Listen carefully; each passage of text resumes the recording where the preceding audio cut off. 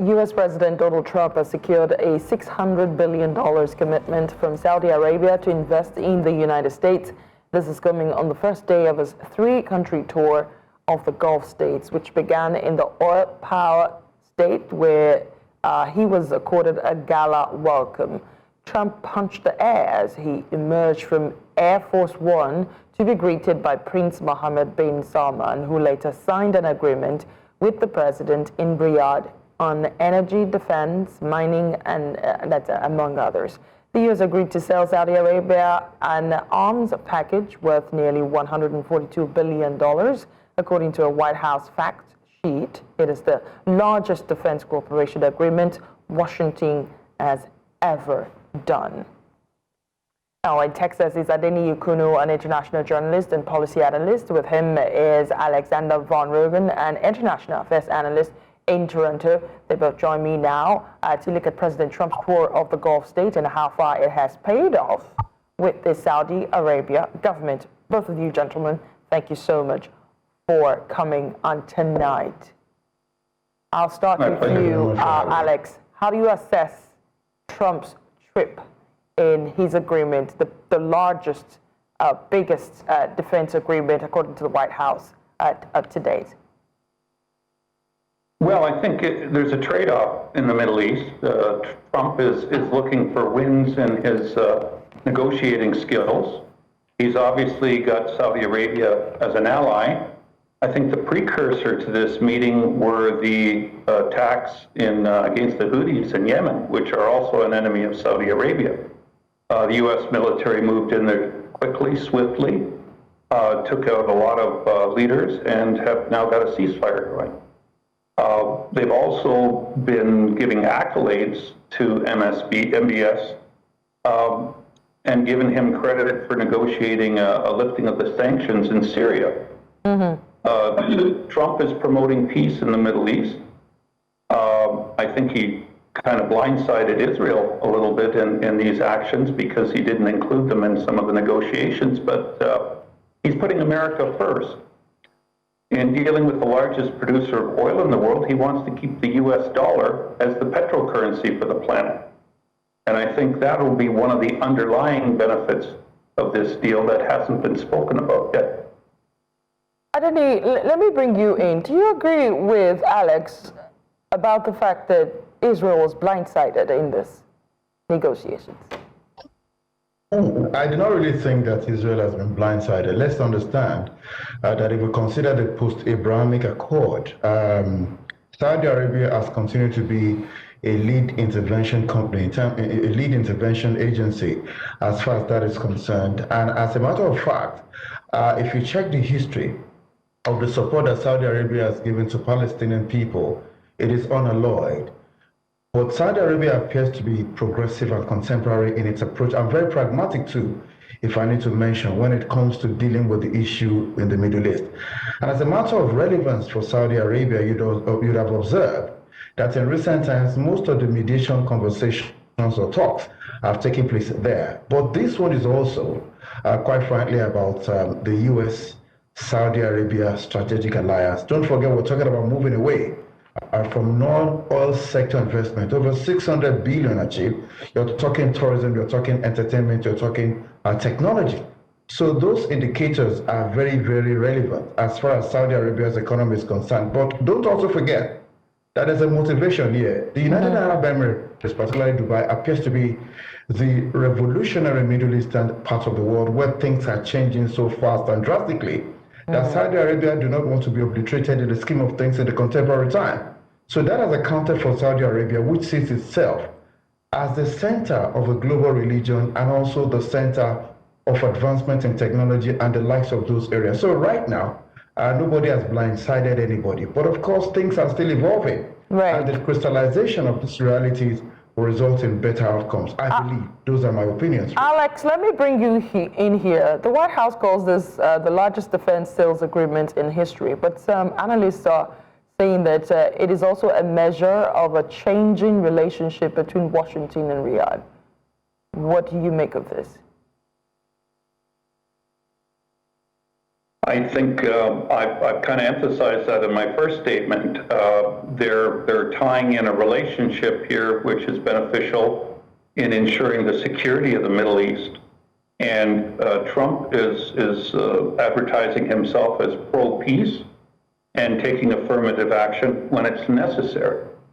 He's opened the door for negotiations with Iran. That was more of my reference to blindsiding Israel because they weren't included in those talks that are going to be taking place in Turkey this week. Okay. At any rate, the trade-offs with the current situation with other global players, mainly China and Russia, is that the Middle East is, although a BRICS supporter, is now pro-U.S. as well. Right. So they're putting themselves in the center, which is strategically very smart. As I indicated earlier, Trump had nothing but accolades for MBS during his speech, and wants to be friends and needs the Middle Eastern support. His next meetings in the UAE, I think, are going to be indicative of a similar situation with investments in the U.S. coming out of Qatar, and also Abu Dhabi and Dubai. Given the ongoing conflict in Gaza, how will Trump's discussions with Saudi leaders influence the prospect for a ceasefire or a lasting resolution to the Israeli-Palestinian conflict? I'll go with you first, Alex, before I get to Mr. Okun. Well, of course, he was promoting peace. In his speech, the focus was kind of avoiding Gaza because it's a controversial subject. But he was promoting peace. So how that plays out in the next coming weeks or months, I think may be further discussed in Turkey. Let me bring my Mr. Kunu in here. How is the $600 billion investment from Saudi Arabia and the $1.4 trillion from the UAE expected to impact the U.S. economy? Well, you can't argue the position of the United States of America when we talk about technology. So I'd like to begin with tech and innovation, which is the first. Let's not forget the real estate and such investments as infrastructure. We want to talk about defense and aerospace, and we want to talk about renewables. One of the things that Saudi Arabia is pushing to achieve, especially after the death of Khashoggi, is to align itself properly with world powers, and to also ensure that that ugly side of Khashoggi that almost destroyed the reputation of the current crown prince is actually avoided as much as possible. So you have to look at the vista provided regarding what is being done. So for the United States of America, especially when you're talking about what has happened to the U.S. economy based on the realities of Trump's position when it comes to other countries not taking advantage of the United States of America, you'd agree with me that Saudi Arabia leads into other channels of the Middle East, especially the oil-rich Gulf state, to enable the wealth the U.S. needs at this time. And that's why I mentioned earlier strategic policy alignment, strategic business partnership. So you're talking about tech and innovation, that is big. In the United States of America, real estate is also a very unarguable cash cow for the country. So you're looking at the areas that these things will already be deployed. So infrastructure will come in. Then also do not forget what has happened to the aviation industry regarding the cancellations of certain flights ordered by Boeing and the rest of it all. So looking in that direction, we know that Saudi Arabia has a lot of functional airlines, and you're talking about defense and aerospace. Don't forget Qatar is also in the picture. You're talking about other countries that are reputed for terrorist activities. You won't want to remove Iran from the picture when you're talking about such movement by the Saudi Arabian government and also other countries in the Gulf states regarding its investment. So for me, it's a future that holds a lot for the United States of America. And Trump appears to be demonstrating that he's a very smart person in terms of looking away from the regular strategic partners and to actually look in this direction. And it's obvious that there's readiness. If you look at the reception given to him, and of course the body language, for those of us that actually do what we call psychobiographical analysis, and you also want to look at the body language of the person with whom you're having alliances, you'd agree with me that the reception alone speaks volume of this direction. So I think it's a win for the US, and of course it's a win for Saudi Arabia. Alex, I just want to quickly give context to my next question, which is under Biden, weapons deal has long been part of the partnership between the United States and Saudi Arabia. But in 2021, the Biden administration stopped the sale of offensive weapons over Riyadh's role in the destructive war that was unleashed in neighboring Yemen. Now we're seeing that that relationship is shifting under Trump. How would the U.S. Gulf Cooperation Council Summit address the ongoing conflict in Yemen and with this cooperation that we're seeing? Well, I think actions speak louder than words. The U.S. Navy has been bombarding Yemen for the last few weeks, and there's now a ceasefire. The Houthis have agreed to back off.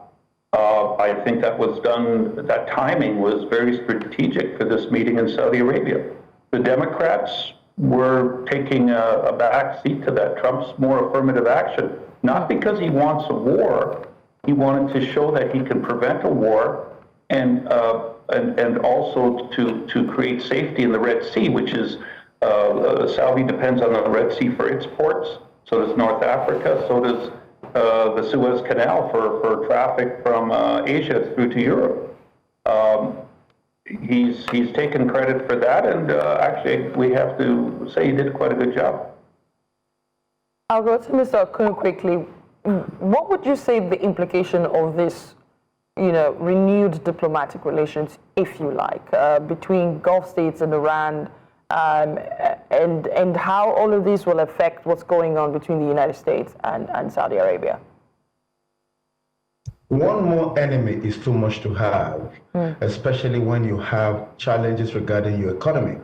One more friend is an advantage when you talk about strategic partnership and international policy and, of course, development.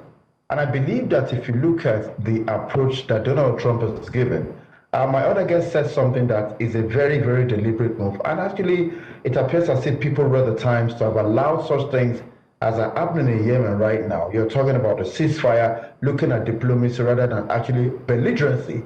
You must agree with me that it is the right way to go.